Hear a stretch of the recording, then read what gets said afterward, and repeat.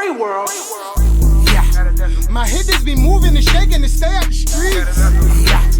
Your hitters be hating, your hitters be looking so weak. Yeah. My hitters be moving and shaking to stay out the streets. Yeah. Your hitters be hating, your hitters be looking so. Snuff the shooter, snuff the looter, snuff the booster, snuff the money mover. Snuff the hater, snuff the player, snuff your hairline, tape up and shape up. Welcome to another episode of Hail to the Culture, a Washington Redskins podcast. It's your boy Bryce. As always, I'm joined by my man Rome. Rome, what up, bro? What's good, bro? Ain't too much, man. Ain't too much. Strange times once again, but you know, we're steering the way for all the Redskins fans that need some Redskins talk. So let's jump right into it. First topic of today, we're going to discuss what we think are the top 5 players based on season projections for 2020-2021. So we're not talking about the top 5 players on the team based off track record. We're solely basing it off what we think they'll do in the 2020-21 season. Rome, who's your first player on your list? All right, the first player on my list, number 1, top 5, is Dwayne Haskins, man. I think he's going to have a breakout season. I think he's going to do a lot with a little. We don't have much on offense. Who's going to start at tight end? Other than Terry McLaurin, the wide receivers are kind of a mismatch, or just take your pick, basically, a wide receiver. And we got some solid running backs, but we really don't even know what we're going to get out of the running backs going into next season either. But I think Dwayne Haskins is still going to make it happen on offense, and I think he's going to prove that he's more than just a starter, but a Pro Bowl caliber quarterback in the NFL. So he's number 1 on my list. No doubt, man, no doubt. I definitely see a leap for Haskins myself, but I did not have him on the list. But I do have somebody being a beneficiary of his leap, and that would be Terry McLaurin, who will once again have a great season. And I expect that Terry's in the Pro Bowl after this year. And honestly, I wouldn't be surprised if he makes an All-Pro team. I'm expecting huge things out of Terry McLaurin, somewhere around 1,300 yards. That's what I'm looking for. So keeping it pushing. Okay. Yeah, I got big expectations for Terry, man. So keeping it pushing. My number 2 player on my list is the Iron Man himself, Matt Ioannidis. This is my guy, man. I feel like he's the most unheralded player on the D-line somehow, but in my opinion, he is the best right now. And he's definitely the best at rushing the passer. And I think in this system with Jack Del Rio, Ron Rivera at the helm, he's going to thrive, man. I'm super excited to see what Ioannidis is going to do. Who's number 2 on your list? First, I got to say I love that Matt Ioannidis pick. That's definitely a sweeper right there. But number 2 on my list is number 1 on your list, and that's Terry McLaurin. I believe he's going to have a big, big season. I don't know about 1,300 yards. I think that's a little bullish, but hey, man, that would definitely help Dwayne Haskins and help my case for Dwayne Haskins being number 1 on the list. But I'm going to go number 2, Terry McLaurin. And number 3, since we are doing projections for the 2020 season, I'm going to go with the number 2 overall pick, Chase Young, for my number 3 pick. I believe he's going to have a huge impact as a rookie. And even if it doesn't show up on the stat sheet, it'll show up in how the overall defense performs, because he is the type of player that changes the entirety of the defense. So number 3 on my list is Chase Young. You know what? I agree. We both have Chase Young in at number 3. I'm expecting double-digit sacks as a rookie. I mean, you got 16.5 in, what was it, in 9 games in college? 12 games? So give this guy 16 games, and, yeah, I'm definitely expecting double-digit sacks. And I'm also expecting a lot of plays in the backfield, a lot of tackles for loss, a lot of pressures, a lot of just, affecting their offense in ways that may or may not come up on the stat sheet. So, but like I said, I'm expecting Chase Young to affect the game in many ways. But the next guy on my list, I think, will end with more sacks this season than Chase Young, and that is Montez Sweat, my number 4 guy. I think Montez Sweat is going to err on the side of domination this year. I mean, I really do, man. I loved what I saw from him last year, mainly because I noticed a guy that was kind of figuring out the game. You know what I mean? Like, it was almost like as the season went on, Montez Sweat was getting better and better, very similar to Haskins. Very, very similar to Haskins. I think Montez Sweat is just he's going to go crazy this year, man. I'm expecting 12, 13 sacks from Montez Sweat, and I think he's going to surprise a lot of folks this season. Yeah, it's funny because my number 4 is also going to be Montez Sweat, man, and for very similar reasons. But I'm gonna call it the Chase Young effect because I think Chase Young is going to garner so much attention in the beginning of the season and when he makes a few plays that Montez Sweat is going to get a bunch of one-on-ones and he's going to eat. He's going to eat a lot. And I think Sweat is going to remind everyone that he was also a first-round pick. It remind everyone that the Redskins traded up for him for a reason. So I'm expecting big things from Montez Sweat, and that is why I have him at number 4. But number 5 on my list, I'm going to go ahead and swing it right back to the offense, and I'm going to give it to Darius Geis, man. I think Darius Geis is going to have a sneaky good season. Hopefully he will stay healthy this year. If we can get 12, 14 games out of Darius Geis, I think it'll be a win. I think he'll see the end zone a lot, and that'll be what the team needs, especially with this Scott Turner offense. I think Darius Geis can flourish in this offense. So I got him penciled in at number 5. You know what? I like that pick, and I think that kind of like you alluded to, the only thing that holds Darius Geis back from not being an impact player this year is health. And if he can stay healthy, he's a guaranteed impact guy. I think he's already proven that. So my last guy is a guy that we gave big money to last year, and I'm not going to say he didn't play up to the money, but I don't know if he was put in position to play up to the money, and that's Landon Collins. I'm expecting big things in this season from Landon Collins, mainly because I think that Del Rio and staff will use him in a variety of ways. I can imagine them using him as a big nickel in some run pass situations. I can imagine them using him as a sub-package linebacker, you know what I mean, to play some zone against tight ends. I can see Landon getting a lot of time blitzing this year. He's going to be blitzing a lot. He's going to be really affecting plays from in the box a lot more than he was last year. So I'm looking forward to seeing what they do with Landon Collins, and I think he's going to earn the bread this season. Yeah, man, I definitely hope that Landon Collins plays big this season, man, because we did pay him a lot, or they did pay him a lot of bread, man, and he's got to start living up to that. I think it's safe to say that 2019 was a bit of a disappointment, but it is in the rear view, and the sky's the limit for a guy like Landon Collins. So I definitely like that pick, man. But let's transition into these position battles, man, because my last guy was Darius Geis on the pick, but the big question is, will he even be the starter come the time the season starts? And even if he is, how's the running back room going to look? I mean, it's pretty crowded in there. So I'm going to go ahead and kick this one off, man. As we know, if you guys are loyal listeners, I'm a Darius Geis fan. I'm a Darius Geis guy. I definitely believe he will be the starter week 1. I think it's silly to think otherwise.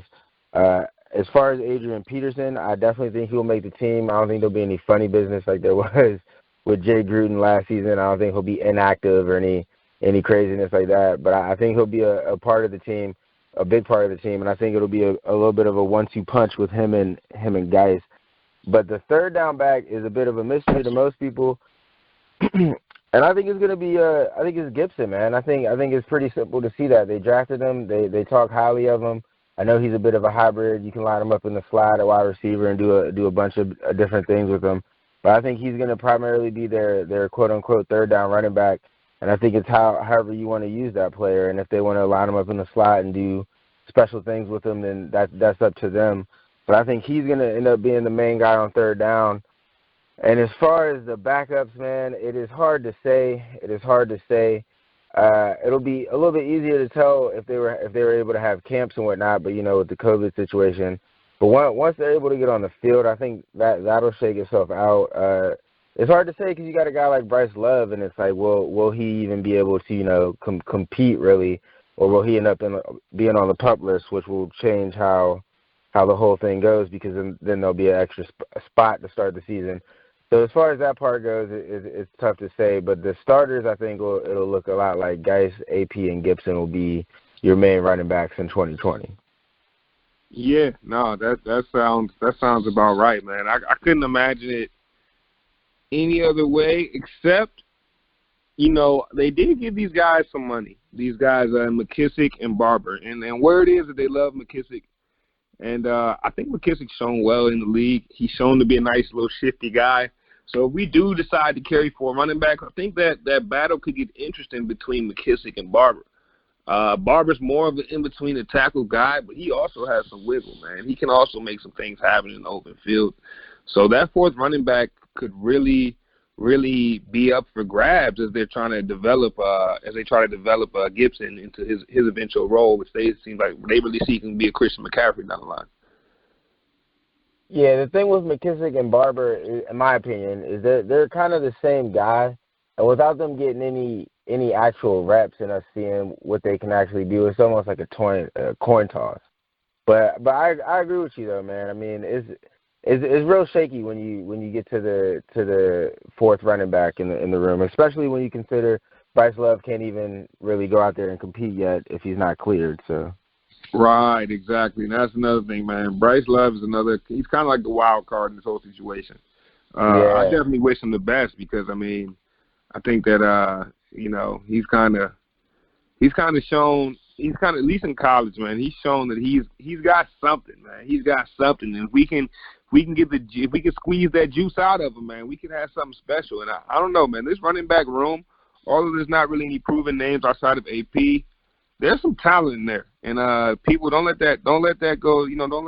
Don't lose that. There's some talent in that running back room. We don't know what it can become, but we got some potential there. Yeah, I would love to see Bryce Love at the very least get a shot. You know what I'm saying? He hasn't even really gotten a chance to touch the field since he's been drafted. So I would love to see him get a chance out there. Yes, and it definitely makes it tough as the room gets more and more crowded. Another room that's starting to get crowded right now is that receiver room. You got a lot of young bodies in there competing for a few spots. So let's start breaking it down, man. Off the top, let's start with McLaurin. I mean, obviously he's the gimme. You know he's in there, and you know he's going to show up every week. I think he proved that last season. But after him, you really got to start wondering because you got a guy like Harmon. It seems like maybe that second spot across from McLaurin can come down to Harmon and Gandy Golden. That could be an interesting little battle right there. You've also got Cody Latimer in that mix too. How do you see that shaping up as the receiver that will play opposite McLaurin? Man, that is a tough one, bro. Right now I'm seeing Harmon, but I could definitely see Gandy Golden taking that spot over time. Again, if we had mini camps and all the regular camps that were supposed to be happening, and they were actually out there on the field, and we could get some reports and see what was happening, it'd be a little bit different. But right now, man, I got to go with Harmon just based off what I saw from him last season. But that wide receiver room is just as crowded as that running back room, man. And I know you had a lot to say about Gandy Golden coming out of college, man. So what do you think about his chances of really getting that number 2 spot? Man, I don't know how long it'll take him to adjust. You know, that tends to vary for each player. But if he's able to translate his skills quickly, I think he can compete, instantly. I do think Kelvin Harmon is a hell of a ball player, though. And Kelvin Harmon also had great college tape coming out. So it's not like Gandy Golden's going to come in there and take it from Harmon. I think we're creating a great competitive atmosphere there with those receivers. And another thing I'll keep an eye on that's kind of a wild card is don't count out Steven Sims being an outside receiver. I mean, I get it, he's only 5'10", but this dude is a dog, man. His route running is pristine. And I'm talking, when you run routes like he runs, I mean, there's plenty of 5'10" guys in the league, past and present, that have dominated on the outside at that height. So let's not just pencil him in as an automatic slot, although he's probably first to get that role as we continue to go through the depth chart of receiver. So at the slot, you're probably looking at Steven Sims and Trey Quinn, man. He was a fan favorite last year, but it seems like Trey Quinn didn't really live up to the bill. What do you think about that slot battle, and who do you think's gonna come away with that? I think it's hands down Sims, man. I don't really Trey Quinn impressed last year at camp. I will give him some credit. We were down there in Richmond, and he did impress when we were down there at camp. But I don't know, man. Once the season started, it was like his stock just went lower and lower, and he didn't do very much in my eyes. And Steve Sims kind of earned that spot. So I got to give it to Sims, no question in the slot. But I like what you said about him not counting him out on the outside. That could be something to keep an eye on as well. Yeah, for sure. And then another guy, man, that's an interesting guy to kind of keep an eye on is this guy Isaiah Wright, rookie out of Temple. Isaiah Wright, his tape, you know what it reminds me of a lot of? And it reminds me a lot of Antonio Gibson. And Isaiah Wright, I know, is an undrafted free agent rookie, but just look at what Steven Sims turned into for us. So that's another guy to keep your eye on as the receiver battle really heats up. I think that he could, maybe he might be the guy that can, throw his name into the hat. Yeah, there's definitely going to be somebody that we're not talking about or not mentioning that is going to come up, because let's be honest, Steve Sims was probably that guy this time last year. So you always got to look out for those guys. Yeah, most definitely. So keeping it pushing, man, getting into the trenches a little bit. Let's talk about these offensive tackles, most specifically left tackle. This is tough right now, man. We just got to be honest with you. I mean, we lost Trent, and now we're looking at a few guys that let's just jump right into it. Who do you think is going to start at left tackle, Rome? Let's hear it. Man, bro, I'm going to be honest with you, bro. I was doing the production sheet, and I threw you the left tackle one because I have a question mark. I have a question mark, bro. Like, I'm truly not sure right now at left tackle, bro. I want to say Charles, man. I want to say that he's going to come in and show improve and be the guy, but I don't know if I'm really comfortable with that going into the season, man. But I got to know, what are your thoughts on the left tackle, man? Well, I'm kind of in the same boat as you. I'm hoping for the best. One guy I'll keep an eye on that we brought in is Cornelius Lucas. He played for the Bears. He started big time, snaps in the league. Not too many at left tackle, but he has started all along the offensive line, and he has started at left tackle. So he can end up being somebody that we end up having to lean on. You're talking about 6'8", 328, so that's a big dude. Another guy, man, I still have a little bit of hope in that no one seems to have an ounce of hope. Is Deron Christian, man. I knew you were going to say it. I still got I know, bro. Nobody else seems to be on the Deron Christian side of things, man. But look, I've got hope for the dude, man. And I do still think he can develop into a pretty good NFL offensive lineman. I really do. I think he was just thrown into the fire pretty early. Not sure if he was ready technique-wise for what he had to go up against. But now I think, it's put up or shut up for Deron, man. And if he wants to continue to be a part of this, this new regime, he's gonna have to he's got to put up or shut up. So I think Deron Christian's gonna have a pretty good season. If I had to pick who I think is gonna be the starter, I'd probably go Cornelius Lucas, though. Interesting. So that'll definitely be interesting, man. So you're taking Lucas as a starter. I definitely thought you would have said Christian. I was hoping that you wouldn't, and I'm glad that you didn't. But I agree with you. It is put up or shut up for Deron, and let's just stay hopeful for him, man. But keeping it pushing on the position battles, let's go back to the defensive side, and I'm gonna knock it out with the DBs, man. So this is how I see it lining up in the secondary, right? This is the biggest question mark, possibly on the defense, other than maybe the inside linebacker, which we'll probably save for another pod. But the DBs, the way I see these guys lining up on the outside, when it's non-nickel, when it's just two corners out there, I believe it'll be Darby and Fuller as your starting two corners. But when they shift to a three-wide receiver set on the offense and they bring in an extra corner, I believe they'll shift Fuller to the inside, and they'll bring in Jimmy Moreland as the outside guy, not Fabian Moreau. I do not think he will be in the quote-unquote starting lineup. I think Jimmy Moreland he's just a dog. I don't even think it. I know it. Everybody can see it when he plays. He's got a nose for the ball, and when it comes time to play, man, he's going to win that spot. I'm calling it now. I'm guaranteeing it. He's going to be on that field, and he's going to make plays, man. And if you throw on the film from last season, he was definitely making plays when he was out there. And the safety spot, man, I'm interested to know what you think about safety, because a big part, you had Landon Collins in your top 5, and a big part of him succeeding will be who's playing next to him. So what do you think about Sean Davis as the starter? Hey, I like Sean Davis actually, and it seems like they've got a lot of faith in what he can bring to the table. I'm a fan. I'm a Sean Davis fan. I think he'll come in and be able to run with that position, especially with the departure of Monte Nicholson.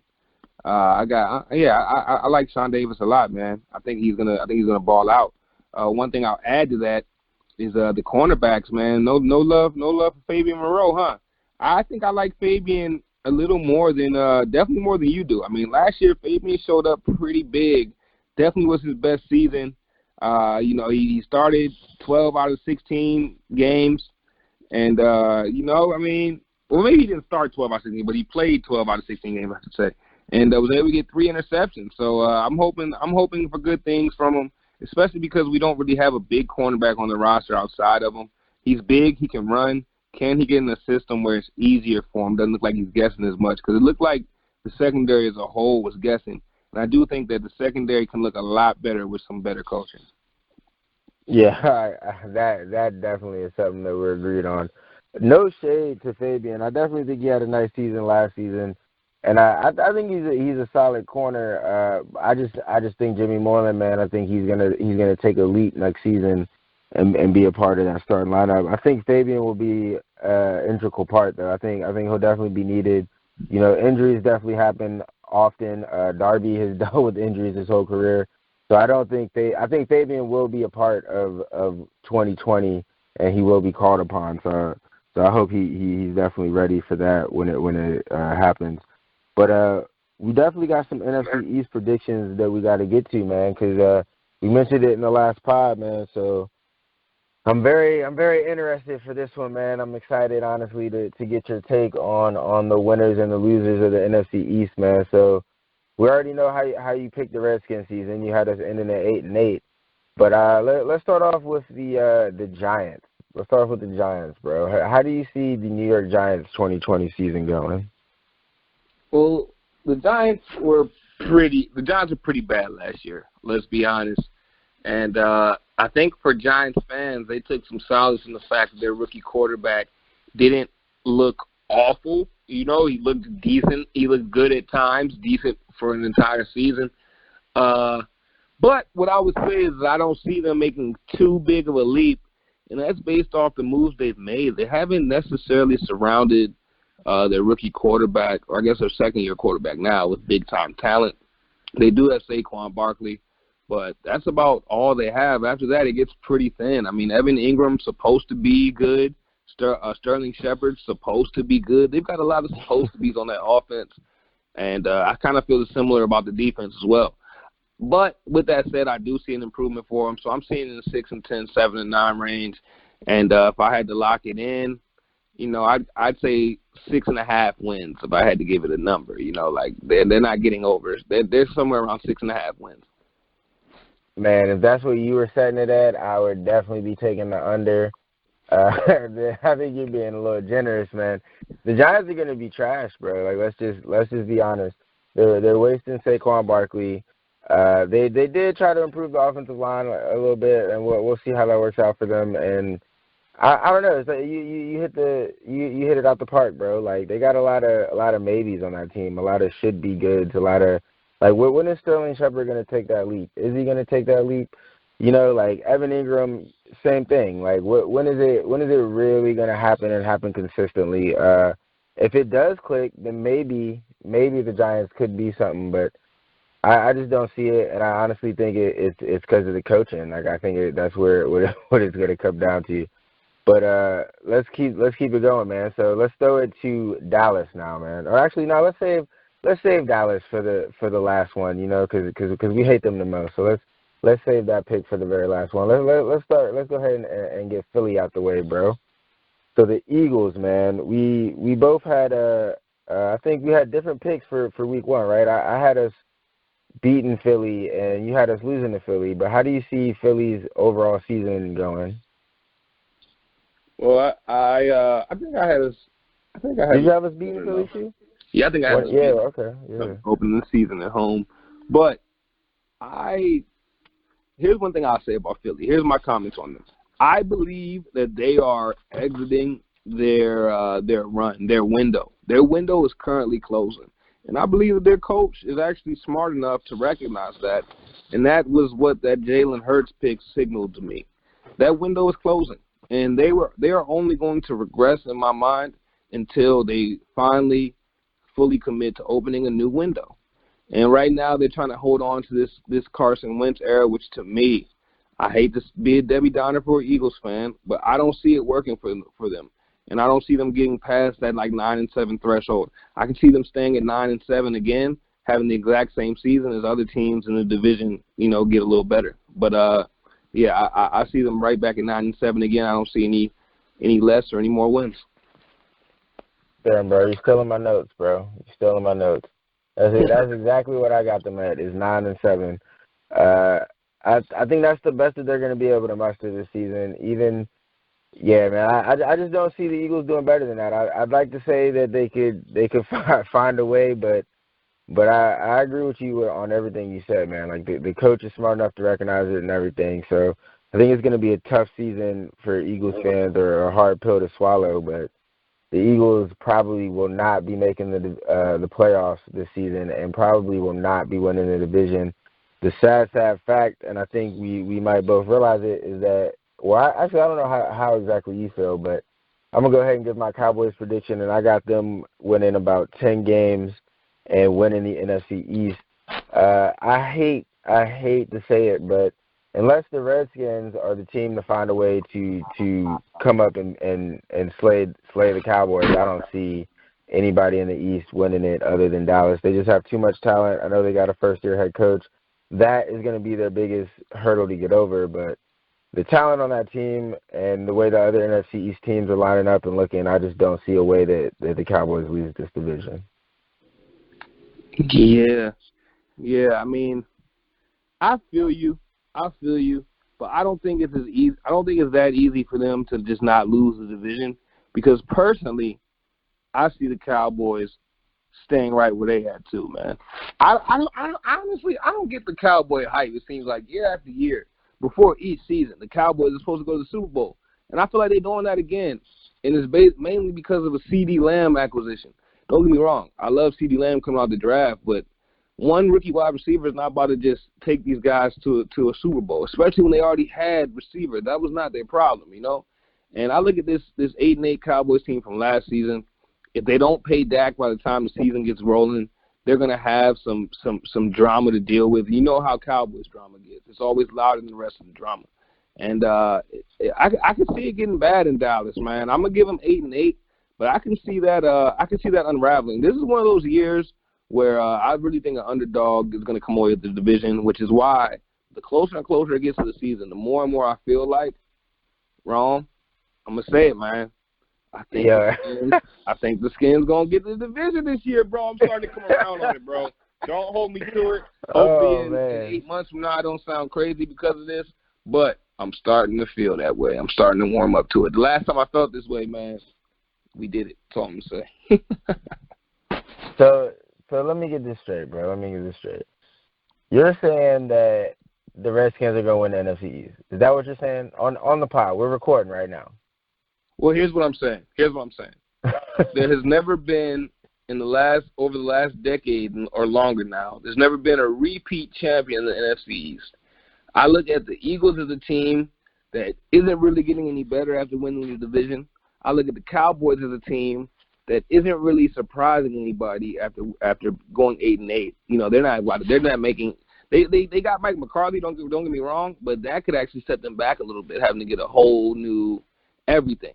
Now the Redskins and the Giants, I'm starting to view as kind of underdogs, but wild cards, mainly because obviously with the Skins, they're getting a whole new regime. Not only that, people are already counting against the Skins, and that's more fuel for the fire.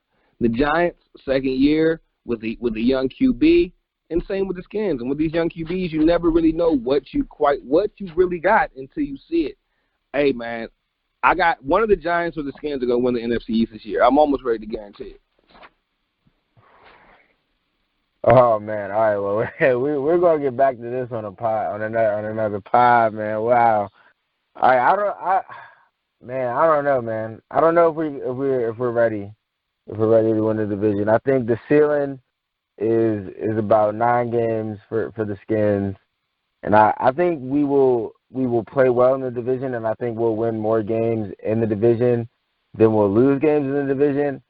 But winning the division, oh man, well, yeah, hey, I'll tell you we this, definitely man. have to discuss that. 9 games won it last year. Hey, that is a fact. That is a fact. All right, man. But let's keep it pushing, bro. What else we got on the dock today, man? Let's rank these quarterbacks actually while we're on this topic of the NFC East, man. And you mentioned it with Dak's contract. So let's rank the NFC East quarterbacks while we still have a chance before he ends up not even being in Dallas in the next couple seasons. So yeah, no doubt. How do you view the NFC East quarterbacks, man? Well, I mean, obviously, as most people looking at them would, I kind of view it in 2 tiers. You've got the, you've shown me what you got tier, and you got the show me what you got tier. And the you have already shown me what you got. Obviously, we've got Dak Prescott and Carson Wentz. Now, there's been a ton of talk about how to rank these guys, where to rank these guys. And, for the longest, I had Carson Wentz over Dak Prescott. And you know what? Skill for skill, I still think Carson edges him out. But Dak's proven that, he can win in some clutch situations. And I don't know, man. They're almost like a dead heat, man. It's like the moment I want to pick one, then I see another reason. I see a reason to pick the other one. So I'm almost tied in a 1A, 1B situation with them.